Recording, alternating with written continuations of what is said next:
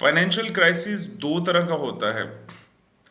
एक होता है जिसमें अमूमन 100 में से सिर्फ 1-2% लोग ही कंसीडर करते हैं, यानी कि उनके अंदर कोई भी किसी किस्म की बददयानती, कोई भी किसी किस्म की चीटिंग, कोई भी किसी किस्म का फ्रॉड और कोई भी इस तरह की इलीगल एक्टिविटी जो कि शरीयत के एतबार से और दुनियावी एतबार से प्रोहिबिटेड हो, वो इन्वॉल्व नहीं होती। लेकिन वो सब चीज़ों को लीगल पॉइंट ऑफ व्यू से, शरीफ पॉइंट ऑफ व्यू से कंप्लीट करते हैं, लेकिन इसके बावजूद भी वो लोग जो है वो मौशी इस्तेसाल का शिकार होते हैं।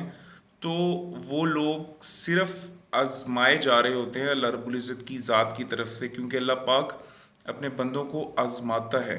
वो जो आजमाइश पे सब्र व इस्तकामत के साथ पूरा उतरता है, अल्लाह पाक उसके लिए बहुत से इनामात अता फरमाता है, दुनिया में भी और आखिरत में भी। अब आ जाते हैं दूसरी तरफ। एक मौशी इस्तेसाली होती है कि जिसमें 97 to 98% लोग इन्वॉल्व हैं।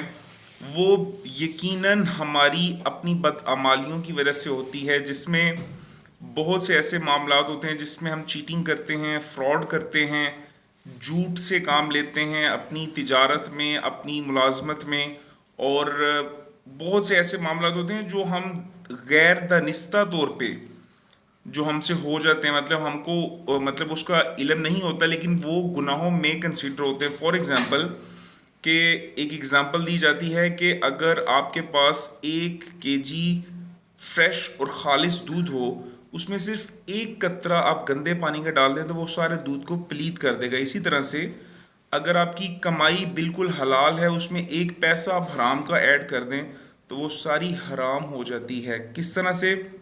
जो मैंने गैर दनिस्ता गुनाह का जिक्र किया उसमें है कि हम मोस्टली लोग जो हैं वो online money transfer apps use करते हैं, और उसमें जब आप रेगुलर बेसिस पे यूज़ करते हैं तो आपको एक ऑप्शन मिलती है लोन की। मतलब एक बहुत सी सिंपल सी टर्म्स एंड कंडीशन की बेस पे आपको लोन मिल जाता है, लेकिन दर हकीकत वो सूद होता है, इंटरेस्ट होता है। इसी तरह से आप कॉल्स कर रहे होते हैं, आपका बैलेंस या पैकेज ख़त्म हो जाता है, फौरी तौर पे आपको लोन दे दिया जाता है, वो भी सूद में कंसीडर होता है।